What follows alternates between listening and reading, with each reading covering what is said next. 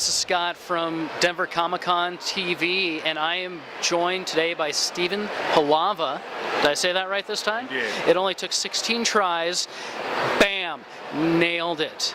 So, Steven, thank you for joining us today. Thanks for having me. I'd like to get into, the kind of history that got you into art. When did you start drawing?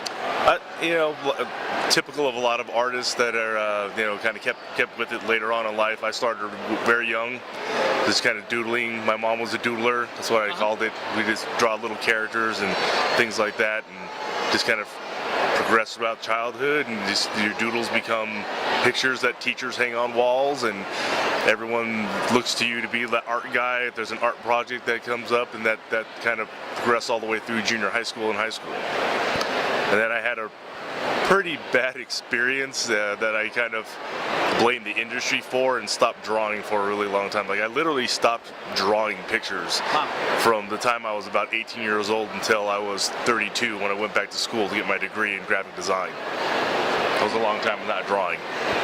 That's a very long time without drawing. So what kind of gave you that boost to get back into the industry? Well, when I went back to school and I was getting my degree for graphic design, the school that I was going to offered a course in how to make a comic book. Ooh. And that actually counted towards my degree. So I thought, I remember I used to like comic books. I think I'll give it another try. Started showing my art to friends that I had that were still working in the industry, and they're like, you should probably try to throw your hat back in the ring. So I did that about 4 years ago, and I'm fighting my way up the ladder like everybody else.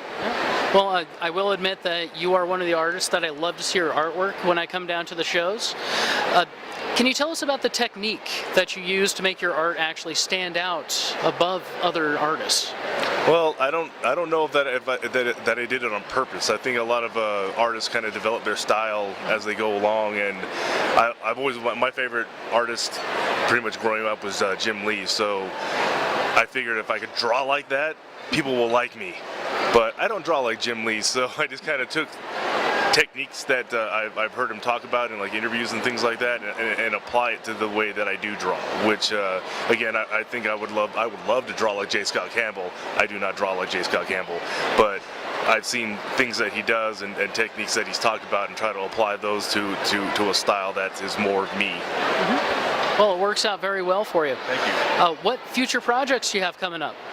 Right now, like in the immediate future, more indie covers, like variant covers, helping some friends of mine do like Kickstarter projects and doing variant covers for different comics they have coming out for tier rewards, things of that nature. Always submitting to different companies, trying to, get my foot in the door somewhere. So right now, basically just doing more of my art, selling it at shows. Somehow I kind of fell into the job of managing other artists and getting them booked into shows and things of that nature, so that takes up a chunk of the time. Still developing my style into something that people actually will want to look at and asks for when it comes to like publishers and whatnot. Oh, you asked this guy to do books for you. That would be nice.